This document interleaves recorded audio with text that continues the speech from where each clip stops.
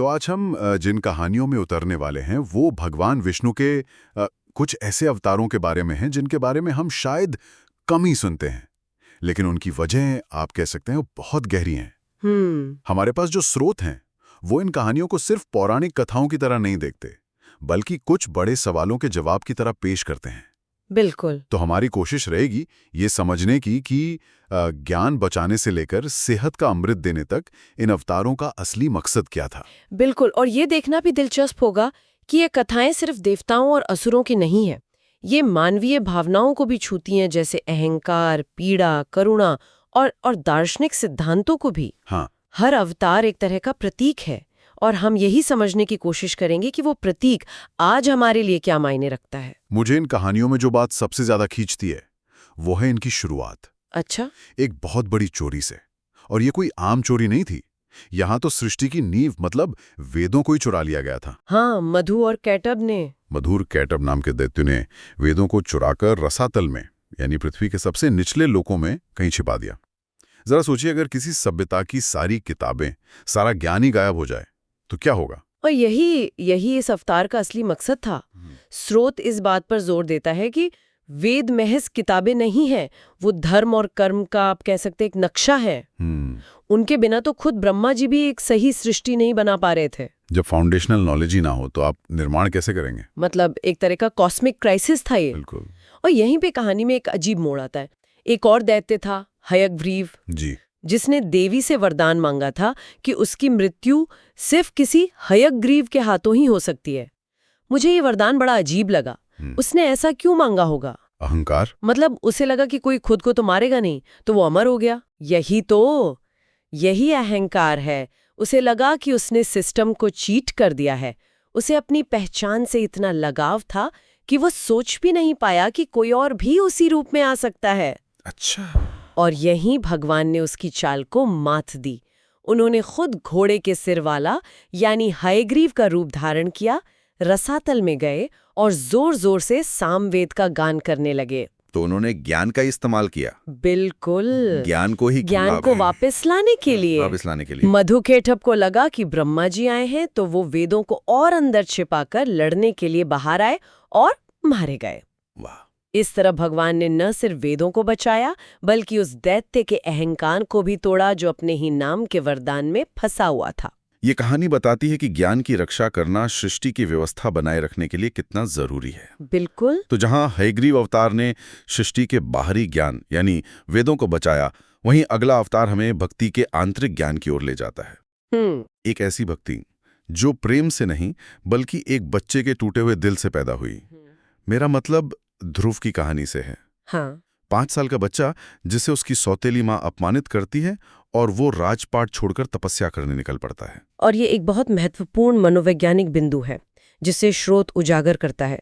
वो कहते हैं कि 99% लोग खुशी में भगवान के पास नहीं जाते हैं। अच्छा। बल्कि जब दुनिया उन्हें सताती है, चोट पहुंचाती है, तब वो ईश्वर की ओर मुड़ते हैं। विभीषण का उदाहरण दिया गया है। जब तक रावण के दरबार में सम्मान मिल रहा था वो वहीं थे। सही बात है। जिस दिन रावण ने लात मारकर निकाला उसी पल वो राम की शरण में गए। लेकिन क्या इसे एक तरह की सौदा करने वाली भक्ति नहीं कहा जा सकता कि मुझे अपमानित किया गया इसलिए अब मुझे एक ऐसा पद चाहिए जो सबसे ऊंचा हो। स्रोत इस भावना को कैसे देखता है? क्या ये शुद्ध भक्ति है? बहुत अच्छा सवाल है।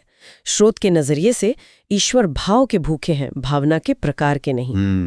ध्रुव की पुकार में भले ही पीड़ा और कुछ पाने की इच्छा थी, लेकिन वो सच्ची और तीव्र थी। एक 5 साल के बच्चे के लिए इससे ज्यादा सच्चा और क्या हो सकता है? बात तो सही है। भगवान ने उस पुकार को सुना और उसे ध्रुव लोक का वरदान दिया, एक ऐसा अचल स्थिर पद जिसकी परिक्रमा आज भी सप्तर्षि करते हैं। तो ये दिखाता है कि ईश्वर तक पहुंचने के लिए किसी खास मनस्थिति की जरूरत नहीं, बस सच्ची पुकार होनी चाहिए। और इस कहानी में देवर्षि नारद की भी बहुत बड़ी भूमिका है ना।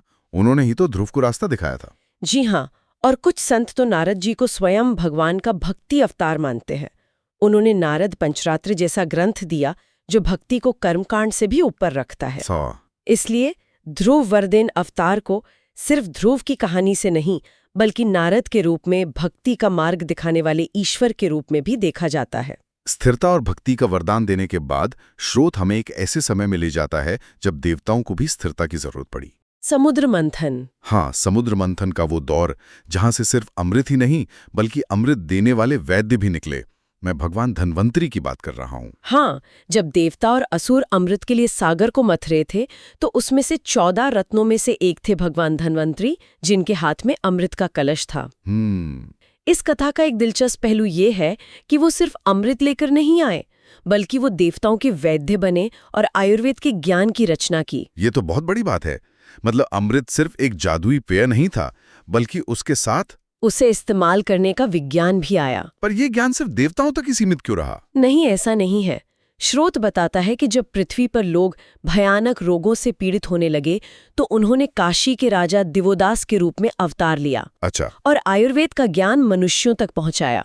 उन्होंने रोगों को शारीरिक और मानसिक दोनों स्तर पर समझा और उनके इलाज का रास्ता दिखाया। तो क्या स्रोत ये कहना चाह रहा है कि सच्चा धन सोना चांदी नहीं बल्कि आरोग्य है? बिल्कुल। और हम जो धनतेरस मनाते हैं उसका असली मतलब इसी दिव्य स्वास्थ्य का जश्न मनाना है। आपने बिल्कुल सही पकड़ा। स्रोत में ये बहुत सुंदर जानकारी दी गई है कि उनका प्रकट्य कार्तिक कृष्ण त्रयोदशी को हुआ था, जिसे आज हम धनतेरस कहते हैं। ज्यादातर लोग इसे बर्तन या सोना खरीदने से जोड़ते हैं, लेकिन इसका मूल संबंध आरोग्य के देवता धन्वंतरी से है। ये त्योहार हमें याद दिलाता है कि सबसे बड़ा धन हमारा स्वास्थ्य है, और ये स्वास्थ्य भी ईश्वर का ही एक प्रसाद है। बिल्कुल। शारीरिक स्वास्थ्य से अब हम उस अवतार की ओर बढ़ते हैं जिसका उद्देश्य शायद सबसे ज्यादा व्यापक और करुणा से भरा है। पूरी कलयुग की मानवता के आध्यात्मिक स्वास्थ्य के लिए भगवान नर नारायण की कथा। स्रोत कहता है कि ये इस चर्चा का सबसे गहरा हिस्सा है। बिल्कुल। इस अवतार की शुरुआत ही बहुत दार्शनिक है। भगवान का जन्म धर्म की पत्नी मूर्ति के गर्भ से हुआ। मूर्ति? जी, यहाँ मूर्ति शब्द का प्रतीक बहुत गहरा है। जब धर्म और मूर्ति यानी स्वरूप का मिलन होता है तब साक्षात नारायण प्रकट होते हैं। अच्छा, तो ये मूर्ति पूजा के सिद्धांत को भी बल देता है। एक तरह से हाँ। जब हम किसी विग्रह को पूजते हैं तो हम धर्म को एक मूर्ति में स्थापित कर रहे होते हैं, जिससे वहाँ साक्षात ईश्वर का वास होता है। और नर नारायण ने बद्रिकाश्रम में कठोर तपस्या शुरू की और कहानी के चिरपरिचित विलन इंद्र, हाँ, उन्हें तो हमेशा अपना सिंहासन डोलता हुआ महसूस होता था। उन्होंने कामदेव को अप्सराओं की सेना के साथ उनकी तपस्या भंग करने भेज दिया। और यहाँ कहानी एक ऐसा मोड़ लेती है जो हैरान कर देता है। स्रोत में बहुत सुंदर तुलना की गई है। कैसी तुलना? जब कामदेव ने शिवजी की तपस्या भंग करने की कोशिश की तो शिवजी ने क्रोध में उसे भस्म कर दिया। हाँ, ये तो हम जानते हैं। जब उसने नारद जी को लुभाने की कोशिश की तो नारद ने उसे नजरअंदाज किया और अभिमानी हो गए। लेकिन नर नारायण ने हाँ किया। उन्होंने कामदेव और अप्सराओं का अतिथि की तरह स्वागत किया, मुस्कुराकर कहा, आइए देव, पधारिए। एक मिनट, ये तो वाकई हैरान करने वाला है। न क्रोध न अभिमान बल्कि स्वागत। ये तो मतलब जमीन आसमान का फर्क है। इसका क्या मतलब निकाला जाए? इसका अर्थ है कि जो स्वयं आनंद का स्रोत है उससे बाहरी आकर्षण विचलित नहीं कर सकते। और उन्होंने सिर्फ स्वागत ही नहीं किया, और भी कुछ किया। अपनी योग माया से उन अप्सराओं से भी कहीं ज्यादा सुंदर हजारों अप्सराएं प्रकट कर दी। अरे वाह। कहते हैं उन दिव्य अप्सराओं के सौंदर्य को देखकर कामदेव, जो खुद सौंदर्य का देवता है, मूर्छित होकर गिर पड़ा। ये तो पूरी बाजी पलट देना हुआ। लेकिन फिर उन्होंने उन अप्सराओं में से एक उर्वशी को इंद्र के लिए उपहार में क्यों भेज दिया? ये बहुत ही अप्रत्याशित कदम लगता है। ये उनकी करुणा और एक गहरा संदेश है। उन्होंने कामदेव से कहा, आप हमारे अतिथि थे, खाली हाथ कैसे जा सकते हैं? जिसने तुम्हें भेजा है ये हमारी ओर से उसके लिए छोटा सा उपहार है। इसका एक संदेश तो ये था कि हमारे पास जिस सौंदर्य की तुम कामना करते हो उसका अनंत भंडार है। और दूसरा ज्यादा गहरा संदेश ये था कि इंद्र को ये एहसास दिलाना कि तुम जिससे डर रहे हो वो कोई सिंहासन का भूखा तपस्वी नहीं बल्कि स्वयं नारायण है। और इस अवतार का एक और बड़ा उद्देश्य था, है ना? सहस्त्रकवची नाम के एक दैत्य का वध। जी। जैसा कि नाम से ही पता चलता है, उसके पास 1000 कवच थे। जी। और उसे सूर्यदेव से वरदान था कि उसका एक कवच वही तोड़ सकता है जिसने 1000 साल तपस्या की हो। 1000 साल। और कवच तोड़ते ही उस व्यक्ति की मृत्यु हो जाएगी। ये तो लगभग अजय होने जैसा था। तो फिर उसका वध कैसे हुआ? यहाँ नर और नारायण की जोड़ी काम आई। दोनों एक साथ उससे लड़ते थे। अच्छा। नर जो 1000 साल तपस्या करते उसका एक कवच तोड़ते और वरदान के अनुसार मर जाते, फिर नारायण अपनी संजीवनी शक्ति से उन्हें तुरंत जीवित कर देते। अरे फिर वो तपस्या में बैठ जाते और नारायण युद्ध करते। इस तरह एक एक करके 999 कवच तोड़े गए, जिसमें लाखों साल लग गए। और आखिरी कवच का क्या हुआ? जब आखिरी कवच बचा तो वो दैत्य डरकर सूर्यदेव में जाकर छिप गया। और कहानी यहीं भविष्य से जुड़ जाती है। कैसे? स्रोत के अनुसार द्वापर युग में वही नर अर्जुन के रूप में और नारायण श्री कृष्ण के रूप में जन्मे।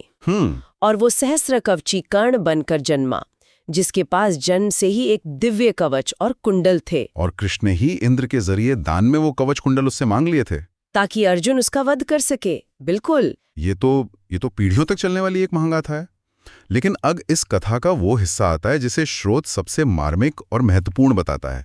कलयुग से इसका क्या संबंध है? जी, एक संत के कथन का जिक्र है कि भगवान ने विचार किया कि कलयुग में मनुष्य की आयु कम होगी, मन चंचल होगा और वो अपने हिस्से के जरूरी कर्म जैसे यज्ञ, तप, संध्या वंदन ठीक से नहीं कर पाएगा। तो ऐसे में उसका कल्याण कैसे होगा? वो पुण्य कैसे कमाएगा? ये तो आज के समय की सच्चाई है। भागदौड़ भरी जिंदगी में ये सब कहाँ हो पाता है। इसीलिए नर नारायण ने एक प्रतिज्ञा की। उन्होंने कहा कि कलयुग के जीवों के हिस्से का कर्म हम स्वयं करेंगे। क्या? जी, स्रोत कहता है कि वो आज भी बद्रिकाश्रम में हम सबके लिए तपस्या कर रहे हैं। उनका भाव ये था कि तुम अपने कर्म नहीं कर पाओगे तो कोई बात नहीं, तुम्हारे बदले हम कर रहे हैं। हाँ, मतलब वो हमारे आध्यात्मिक खाते में पुण्य जमा कर रहे हैं। एक तरह से हाँ। मान्यता ये है कि भक्तों को बस जीवन में एक बार सच्ची श्रद्धा से बद्रीनाथ जाकर उनके दर्शन करने हैं। ऐसा करने से उन्हें उन सभी कर्मों का फल मिल जाता है जो वो खुद नहीं कर पाए। जो पुण्य उन्हें रोज यज्ञ और तप करके मिलता, वो पुण्य उन्हें नर नारायण के दर्शन मात्र से मिल जाता है। ये तो करुणा की पराकाष्ठा है। बिल्कुल। तो अगर हम आज की इस पूरी चर्चा को समेटें तो ये साफ है कि विष्णु के अवतार सिर्फ दुष्टों का संहार करने के लिए नहीं है। नहीं, हयग्रीव अवतार हमें सिखाता है कि ज्ञान की रक्षा ही सभ्यता की रक्षा है। ध्रुव का अवतार दिखाता है कि ईश्वर हर सच्ची पुकार सुनते हैं, चाहे वो किसी भी भावना से निकली हो। धन्वंतरी अवतार याद दिलाता है कि सच्चा धन अच्छा स्वास्थ्य है। और नर नारायण अवतार वो तो करुणा का सबसे बड़ा उदाहरण है, जो आज भी हमारे कल्याण के लिए तप कर रहे हैं। बिल्कुल। और अंत में स्रोत एक विचारणीय प्रश्न छोड़ जाता है। क्या है वो? उसमें कहा गया है कि पृथ्वी के 9 खंडों में से 8 भोग भूमि है, जहां केवल कर्मों का फल भोगा जाता है। लेकिन केवल भारतवर्ष ही कर्म भूमि है, जहां नए कर्म किए जा सकते हैं।